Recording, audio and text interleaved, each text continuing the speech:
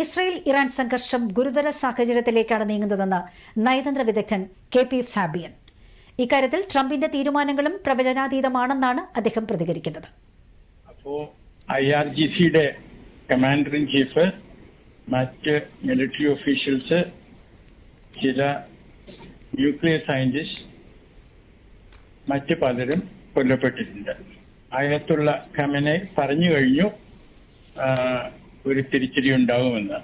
അപ്പോ oil prices പൊങ്ങിക്കൊണ്ടിരിക്കുന്നു. എന്താണ് സംഭവിക്കാൻ പോകുന്നതെന്ന് നമുക്ക് പറയാൻ സാധിക്കില്ല. പക്ഷേ എന്റെ അഭിപ്രായത്തിൽ ഇറാൻ അമേരിക്കയുമായിട്ട് ഒരു യുദ്ധത്തിന് ഇറാൻ ആഗ്രഹിക്കുന്നില്ല. അതേസമയത്ത് തന്നെ ഇറാനെ സംബന്ധിച്ചിടത്തോളം ഇസ്രയേലിന് ഒരു തിരിച്ചടി കൊടുക്കേണ്ടി വരും.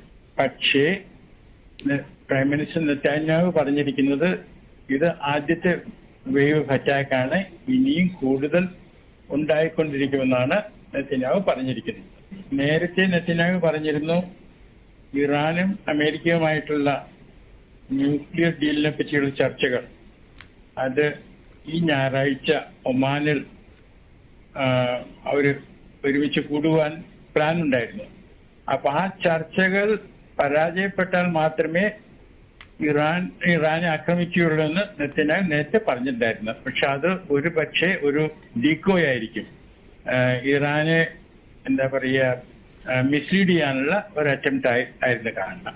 നമുക്ക് എന്തായാലും ഒരു തരത്തിലുള്ള സാനിറ്റിയും റീസണബിൾനെസ്സും റെസ്റ്റോർ ചെയ്യാൻ അടുത്ത് തന്നെ റെസ്റ്റോർ ചെയ്യാൻ സാധിക്കുമെന്ന് ആശിക്കാം, പ്രാർത്ഥിക്കാം. പക്ഷേ ഇപ്പോഴത്തെ നില വളരെ ഗുരുതരമാണ്.